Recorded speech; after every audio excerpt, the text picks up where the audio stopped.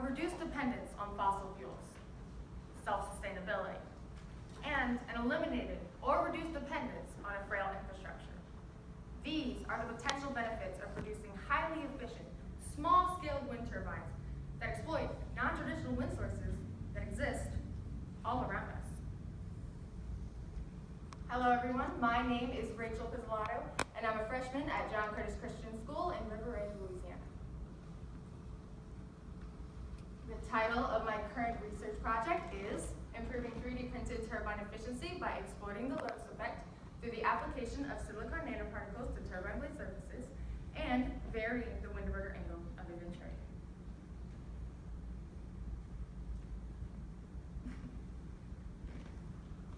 According to the current data, the trend in wind turbine design is towards bigger and more powerful turbines. And that trend is predicted to continue for the foreseeable future.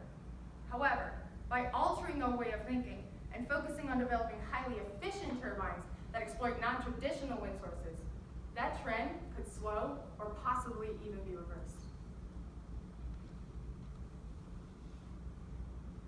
The potential future of wind energy could benefit by utilizing non-traditional wind sources, including buildings and skyscrapers, elevator shafts, heating, ventilation, and air conditioning systems, and finally, traffic settings, including automotive, railways, and aircraft.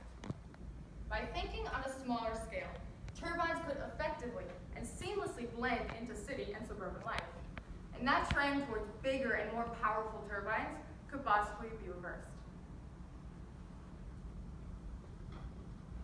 The purpose of this experiment was to test whether biomimicry in the form of leading or trailing tubercles could improve total energy output. Also, the benefits of the Lotus effect that were tested by applying silicon nanoparticles to the turbine blade surfaces. And finally, by adjusting the diverter door to mimic a bird's wing and exploit the Bernoulli's principle and have an increase in the lift-to-drag ratio. So, what is biomimicry?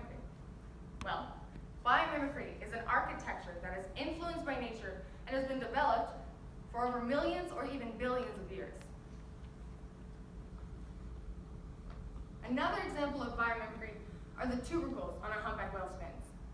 These nodules, as you see on the fins, allow for an increased angle of attack and improvement in the lift-to-drag ratio.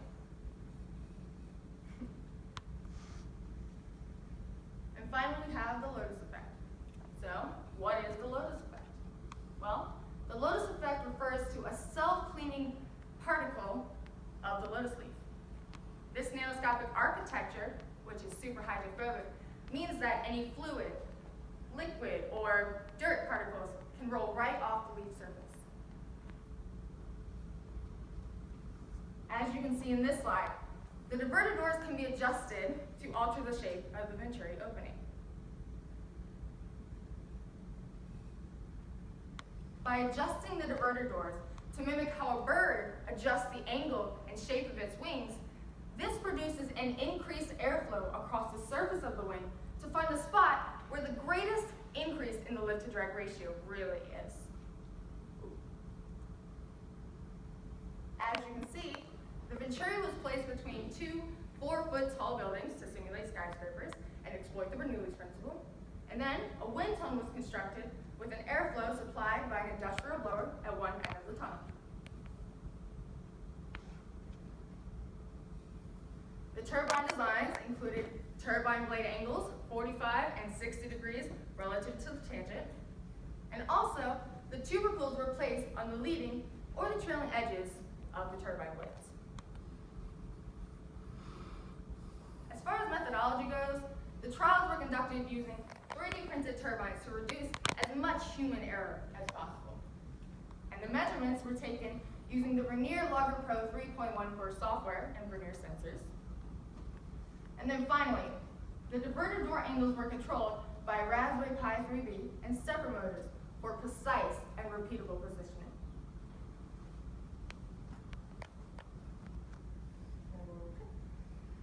The data was collected at a sample rate of 10 samples per second for 100 seconds per trial, and the two turbine blade angles of 45 and 60 degrees were tested. And each turbine was tested at diverter door angles of 0 to 18 degrees in increments of 1.8 degrees. And for each trial, there was a wind measurement of 3.9 to 17.5 meters per second. And then once all the data was collected, an identical set of trials were tested for the turbines coated with the silicon nanoparticles. As you can see in this graph, for each turbine blade angle, wind speed, diverter door angle, for each of them, 10 trials were conducted. And an average was computed for those 10 trials. And although I measured voltage, current, power, and energy, my main focus was total energy output in millijoules.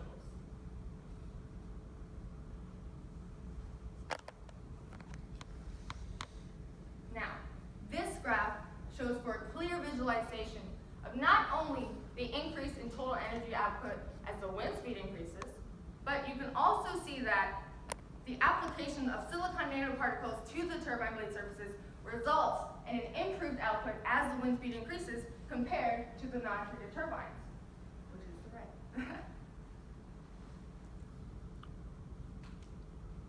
Now, this graph, this shows something big. The treated turbines, the red line, outperformed the non-treated turbines, the blue line, for every diverter door angle tested.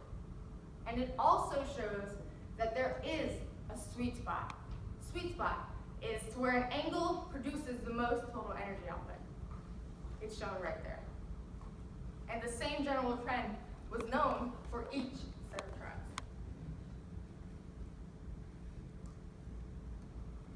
The results of this experiment show that by applying silicon nanoparticles to the turbine blade surfaces, it results in significantly improvements in turbine efficiency and total energy output. Also, the greatest percent change in output was at wind speeds that were lower, such as the 45-degree trailing tubercle plus nanoparticle design had an increase in total energy output of 74.4% at 3.9 meters per second and 19.2% at 5.0 and 7.5 meters per second compared to those non-treated turbines. And also, the 45-degree trailing tubercle plus nanoparticle had the highest energy output of 67,430.7 millijoules. It was evident from the data that the 45-degree trailing tubercle plus nanoparticle design outperformed each blade angle at every wind speed and every diverter door tested. But this was not expected, since tubercles, as you know from the humpback wheel spins, are on the leading edges of the flipper. But based on my results, and contrary to that widely held belief, the trailing tubercles outperformed the leading tubercles when they were incorporated into the vertical axis wind turbines. Now think about that. Wow, it's kind of cool. And finally, the 45-degree trailing tubercle plus nanoparticle design had a highest total energy output at a diverter door angle of 16.2 degrees at 17.5 meters per second. The statistics. Try to say that 3 times fast. Can't do it. Well, the t-test showed that the 45-degree turbines significantly outperformed the 60-degree turbines during all the sets of trials.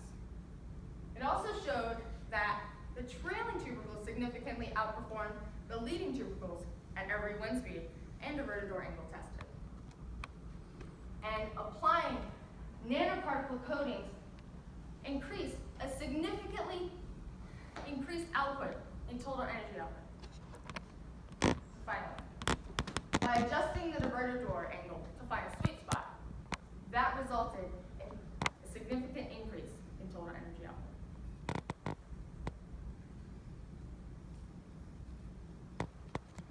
Based on the results of this experiment, statistically significant improvements in turbine efficiency can happen with the application of biomimicry into vertical axis wind turbines. And by utilizing By utilizing biomimicry into turbine design, that gives the potential to develop small-scale wind turbines that can utilize various non-traditional wind sources that exploit pressure gradients. They're all around us. There are many other applications for this technology that I have not mentioned, including military and aerospace, and even improvements in already installed turbines by applying that silicon nanoparticle coating. So, by incorporating biomimicry into future turbine design, they may look and function vastly different from what we know today. But we cannot wait until a tipping point is reached. We must act now. And based on my research, there are potentially limitless ways to improve the efficiency of modern machines using biomimicry. I have to say, this technology is not just for today, it's for our future.